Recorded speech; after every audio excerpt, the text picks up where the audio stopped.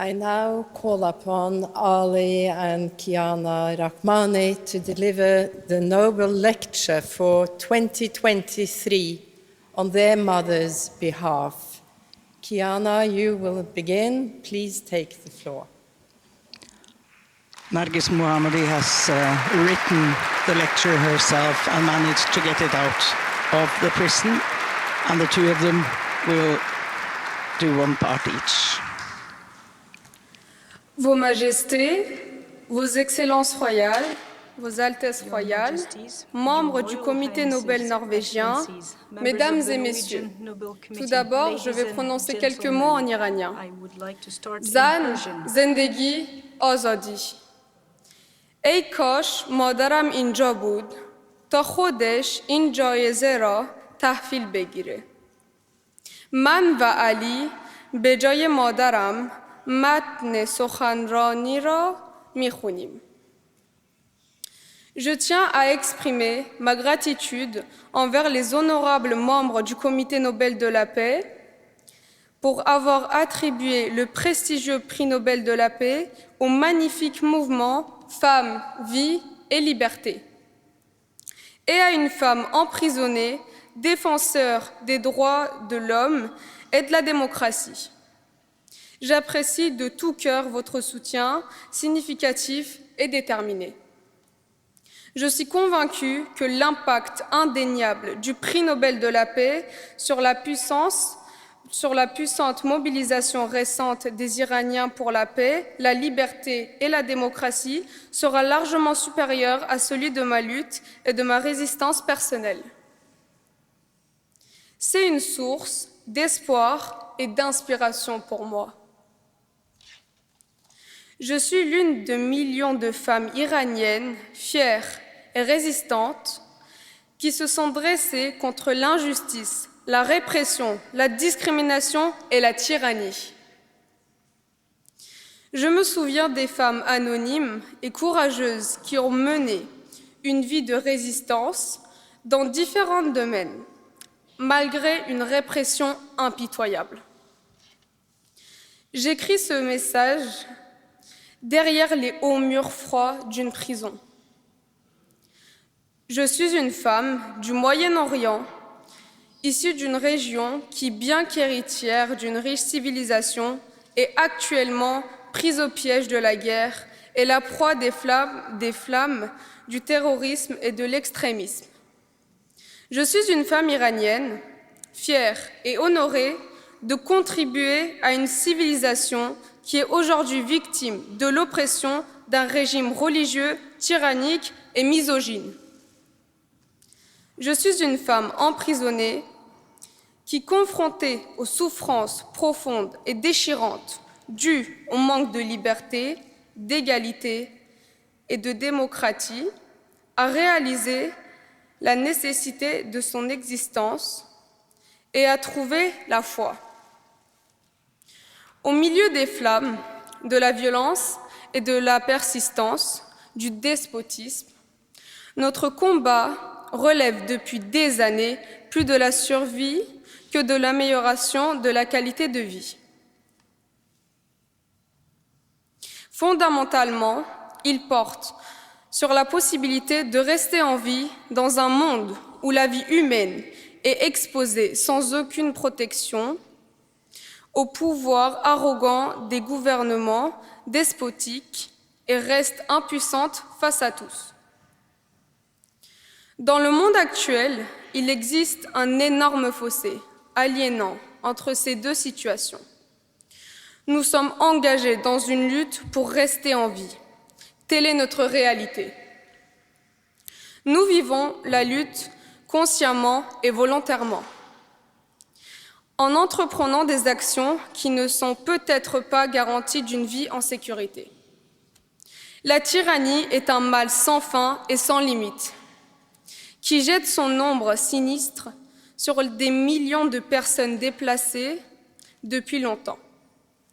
La tyrannie transforme la vie en mort, les bienfaits en lamentation et le confort en supplice.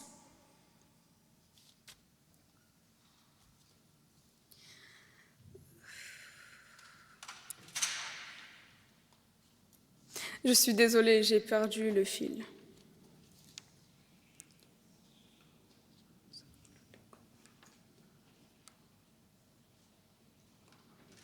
La tyrannie asservit l'humanité, la volonté et la dignité humaine. La tyrannie est le revers de la médaille appelée guerre. Tous les deux ont une énorme intensité destructrice.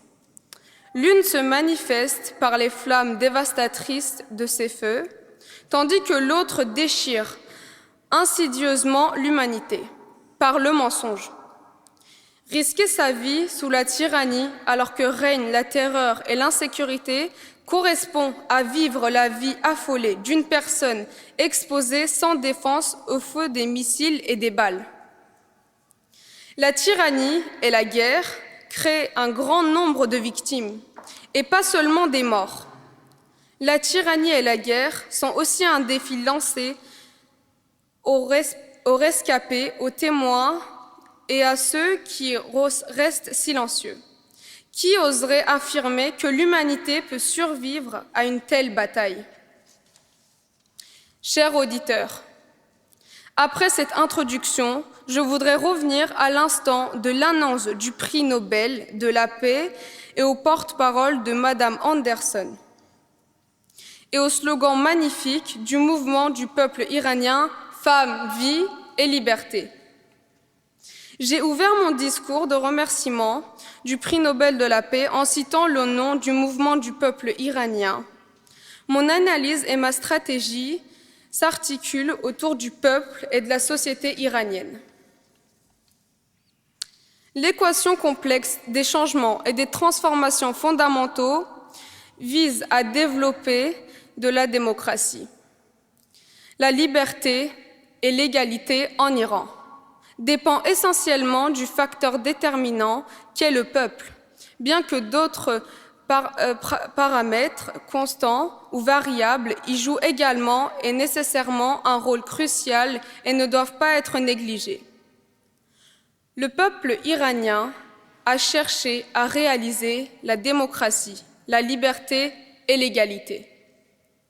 Il a toujours mis l'accent sur la non-violence et la résistance civile dans la poursuite de ses revendications, saisissant toutes les possibilités offertes pour construire une société de paix, de prospérité et de développement. Or, le monde est témoin de la répression brutale et impitoyable du gouvernement qui s'oppose aux revendications civiles du peuple iranien en matière de liberté et d'égalité, en utilisant la prison, la répression, le massacre et l'exécution. Porteuse comme elle est de liberté et d'égalité, la démocratie représente la revendication fondamentale de la société iranienne. Pratiquement, toute la société civile exige des changements fondamentaux et une transition vers la démocratie en tant qu'élément constructif du futur système politique. Sur le plan politique, la République islamique bloque toutes les formes de mouvements politiques dans la société, limite ce qui est politiquement possible et réprime les actions collectives et individuelles. Au fond, la République islamique est essentiellement étrangère à son peuple. En raison de l'approche intransigeante du pouvoir, de sa structure rigide, de ses lois non démocratiques et de ses mécanismes opaques et frauduleux, les élections et l'expression d'un suffrage ne sont plus des choix pertinents pour la majorité du peuple iranien. La République islamique a réduit le taux de participation politique à 0 et réprime durement les organisations civiles indépendantes afin de ne laisser aucun espace de liberté sans surveillance.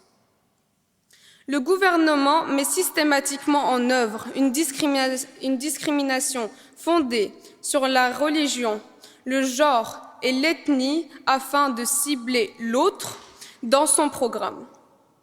Sur le plan juridique, je tiens à dire clairement que le pouvoir judiciaire de la République islamique est l'incarnation de l'injustice et de la tyrannie et un facteur de violation des droits de l'homme. L'indépendance du pouvoir judiciaire est impossible, car le dirigeant de ce pouvoir est directement nommé par le guide suprême, et les tribunaux révolutionnaires sont sous le contrôle des organes de sécurité et des militaires. Ce qui est impossible d'obtenir au sein d'un tel système judiciaire, c'est la justice.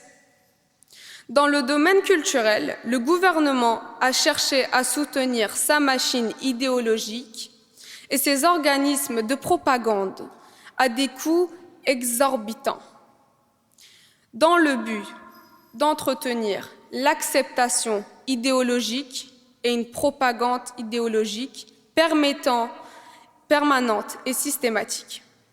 Par la censure, la suppression totale des médias indépendants, le contrôle et la répression, le gouvernement recherche à manipuler la véritable culture de la société. Malgré cela, la machine idéologique du gouvernement a perdu son efficacité, ce qui a remis en question la légitimité du gouvernement dans l'opinion publique. Dans le domaine économique, le système soutient une économie basée sur la rente, le favoritisme et le privilège, en attribuant des monopoles et des privilèges spéciaux à des groupes fidèles, transformant l'économie en un système de pillage et de répression. La corruption systématique, l'inefficacité, la mauvaise gestion, le détournement de fonds et le pillage des biens publics ont plongé la société iranienne dans la pauvreté, les inégalités profondes, le chômage et autres dysfonctionnements. Les conséquences graves de ces politiques ont conduit la vie et la dignité humaine au bord de l'effondrement et de l'anéantissement. La réponse du régime aux manifestations n'a jamais été autre que l'arrestation, la détention et les balles. Novembre 2019 en est un exemple.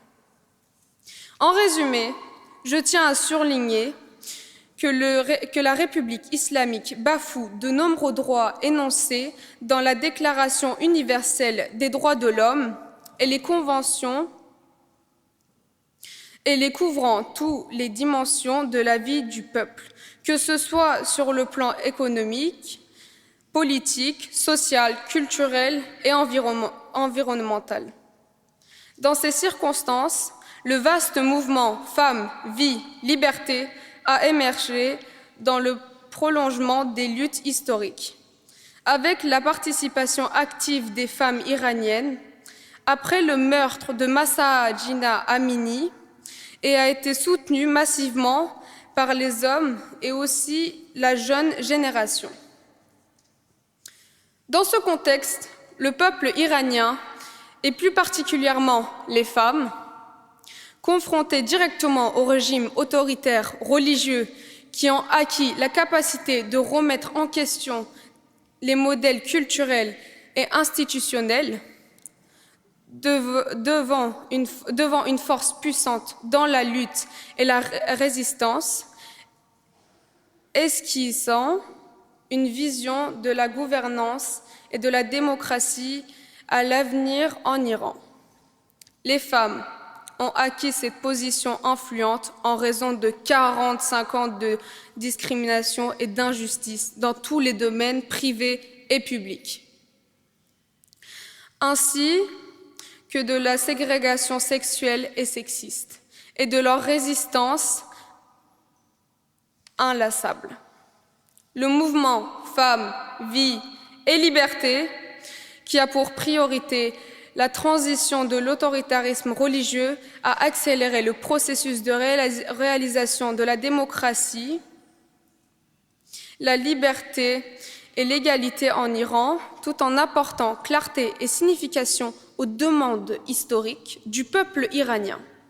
Ce mouvement a contribué à l'extension de la résistance civile en Iran en fédérant des mouvements de femmes, de jeunes, d'étudiants, d'enseignants, de travailleurs, de droits de l'homme, de l'environnement, etc. Ce mouvement est essentiellement axé sur le changement et se préoccupent de la vie fondatrice. Pour la suite du discours, je vais faire appel à mon frère pour terminer.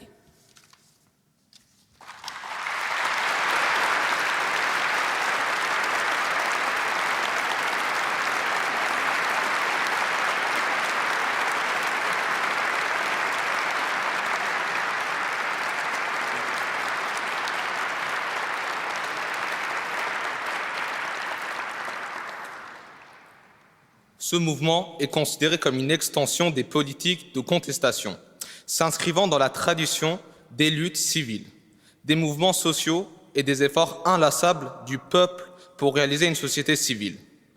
Bien qu'ils subissent actuellement la répression sévère du gouvernement, ils restent vivants et dynamiques.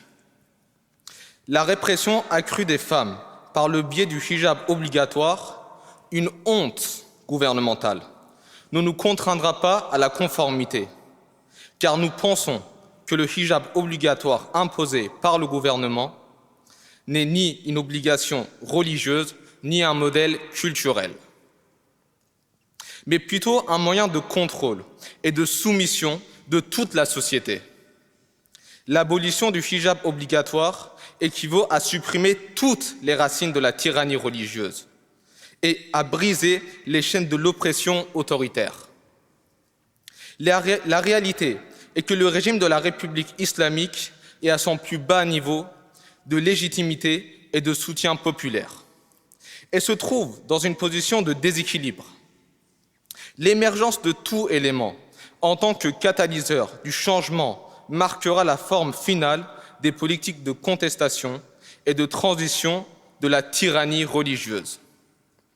Parce que la croyance dans la démocratie et les droits de l'homme ne se limite pas aux questions discutées entre intellectuels iraniens, mais a été concrétisée par des actions collectives et individuelles dans l'ensemble de la société. Chers auditeurs, pour aboutir, le mouvement puissant et généralisé du peuple iranien a besoin de la croissance, de l'expansion et de l'autonomisation des institutions de la société civile, ainsi que du développement d'une structure en réseau pour mobiliser les forces du mouvement. D'autre part, la société civile est l'essence même de la démocratie. Sans une société civile forte, l'avenir de la démocratie en Iran n'est pas garanti. La société civile iranienne bénéficie d'expériences historiques précieuses et malgré une répression sévère, elle a pu survivre sous différentes formes. Le moment est venu pour la société civile internationale de soutenir la société civile en Iran. Et je consacrerai tous mes efforts à cette entreprise. L'instauration de la démocratie dépend de l'application des droits de l'homme. Les droits de l'homme ont atteint un niveau de conscience historique au sein du peuple iranien et constituent l'axe central des activités d'un grand nombre de mouvements, de courants et de groupes, ayant la capacité de créer une solidarité nationale étendue et des coalitions. Le soutien de l'opinion publique mondiale à travers des médias internationaux reconnus aura sans aucun doute un impact important sur la continuité et le renforcement du mouvement démocratique du peuple iranien. Chers auditeurs, sans aucun doute, le peuple iranien continuera à lutter, mais dans la société mondialisée d'aujourd'hui, le rôle des gouvernements, de la société civile mondiale, y compris des organisations et institutions internationales, des médias et des organisations civiles indépendantes et non gouvernementales est indéniable. Je suis profondément reconnaissante du soutien des organisations internationales des droits de l'homme, ainsi que des organisations civiles de femmes, d'artistes, de l'Association mondiale des écrivains, d'intellectuels et des médias mondiaux pour leur soutien significatif au mouvement Femmes, Vie, Liberté. Cependant, la réalité est que le gouvernement et les organisations internationales n'ont pas accordé l'attention soutenue, la cohérence pratique et l'approche proactive nécessaire pour contribuer à la victoire du peuple iranien. Les politiques et les stratégies des gouvernements occidentaux ont été trop superficielles pour la mise en œuvre de la volonté du peuple iranien, pour lui permettre d'atteindre ses objectifs et rendre la mise en œuvre de la démocratie plus envisageable dans cette partie du monde et pour y instaurer la paix. Les droits de l'homme ne naissent pas de rien. Les droits de l'homme en Iran sont soumis à des pressions multilatérales de la part de pouvoirs répressifs puissants. Les gouvernements occidentaux ne devraient pas remettre à plus tard la démocratie et les droits de l'homme en adoptant des stratégies fondées sur la pérennisation du régime de la République islamique. Il est attendu que la société civile mondiale apporte sans tarder un soutien plus concret aux efforts du peuple iranien vers une transition démocratique et à sa lutte non violente pour la paix, la démocratie et les droits de l'homme. Chers auditeurs, la reconnaissance du droit à la souveraineté nationale et du droit à l'autodétermination des peuples et des nations, suivant les coûts élevés engendrés par les guerres, a été un chapitre éminemment progressiste de l'humanité et un progrès important vers la préservation de la paix. Cependant, le monde est témoin et l'histoire confirme que la question de l'agression, de la violation des droits fondamentaux d'un peuple par ses dirigeants reste un problème majeur non résolu, mettant en danger la paix mondiale et aggravant les souffrances de l'humanité. L'adoption de la Déclaration universelle des droits de l'homme par les Nations unies, pas plus que les mécanismes, traités et tribunaux internationaux et européens existants, n'ont pu empêcher des abus comme la répression permanente et brutale, la destruction de vies, la violation des droits fondamentaux des peuples, la torture, la discrimination et l'oppression exercée par les dirigeants sur leur population sans défense. Dans le monde d'aujourd'hui, l'économie, la religion et la gouvernance sont dans beaucoup de nations sous l'emprise de groupes d'intérêts puissants, fermement ancrés dans l'histoire, tandis que la nouvelle institution des droits de l'homme est mise sous pression. Le monde constate qu'aucun document n'a été autant violé que la Déclaration universelle des droits de l'homme. Quelle est la solution ? Le moment n'est-il pas venu pour trouver rapidement une solution unie et cohérente ? À mon avis, la mondialisation de la paix et des droits de l'homme est plus importante et plus efficace que la mondialisation de tout le reste. La réalité est que les conséquences et les répercussions des violations des droits de l'homme, qui sont le prix à payer pour la survie des régimes autoritaires, ne resteront pas confinés aux frontières géographiques.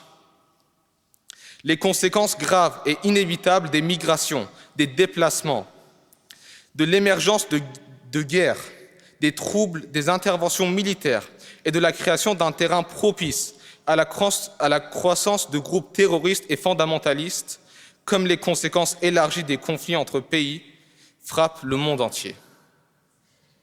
Il semble qu'avec la mondialisation actuelle, soit les droits de l'homme seront mondialement respectés, soit les conséquences de la violation de ceux-ci continueront de se propager au-delà des frontières nationales. Je m'engage à contribuer à la mondialisation des droits de l'homme aux côtés de leurs défenseurs et de tous les militants. Chers auditeurs, j'ai l'honneur d'être la deuxième lauréate du prix Nobel de la paix de notre fière nation iranienne, aux côtés de ma collègue et collaboratrice bien-aimée, Madame Shirin Ebadi. L'Iran, cette civilisation ancienne et illustre, a toujours été un symbole d'élévation et de progrès. Nous sommes les héritiers de cette civilisation et de ses valeurs. L'histoire et l'héritage culturel et civilisationnel du passé ne sont pas seulement notre lien au passé, ils forment aussi notre avenir et jettent les bases sur lesquelles nous pouvons tout construire. Nous défendons la démocratie et les droits de l'homme. Et cela n'est pas étonnant pour un peuple aussi travailleur et tenace qui a compté parmi les pionniers de la limitation du pouvoir du gouvernement, de l'amour de la liberté et de la recherche de la justice dans la région.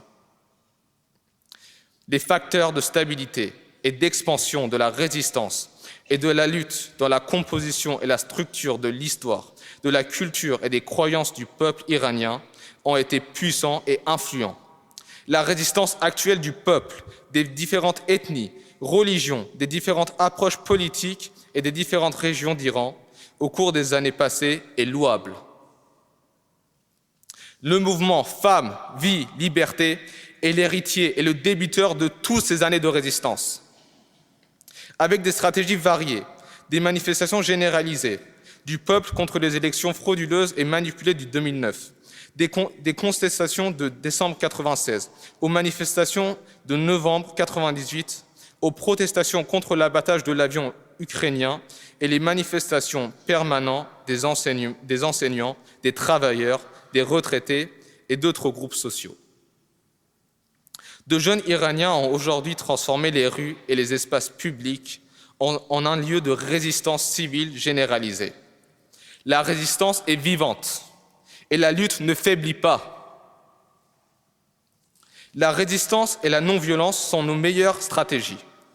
C'est la même voie difficile que les Iraniens ont empruntée jusqu'à aujourd'hui, grâce à leur conscience historique et à leur volonté collective. Le peuple iranien, avec persévérance, viendra à bout de la répression et de l'autoritarisme. N'en doutez pas, cela est certain.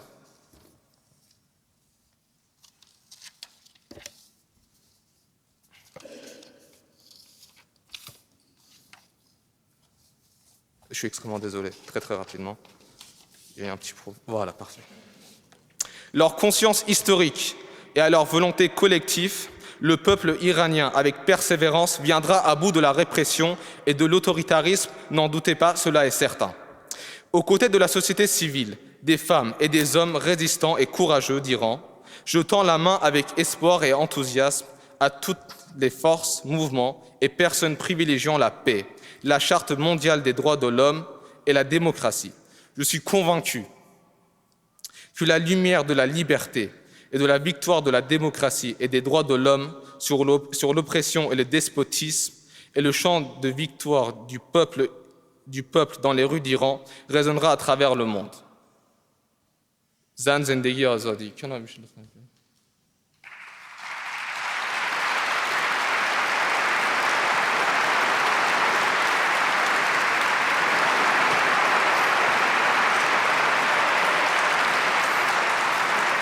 Woman, life, freedom.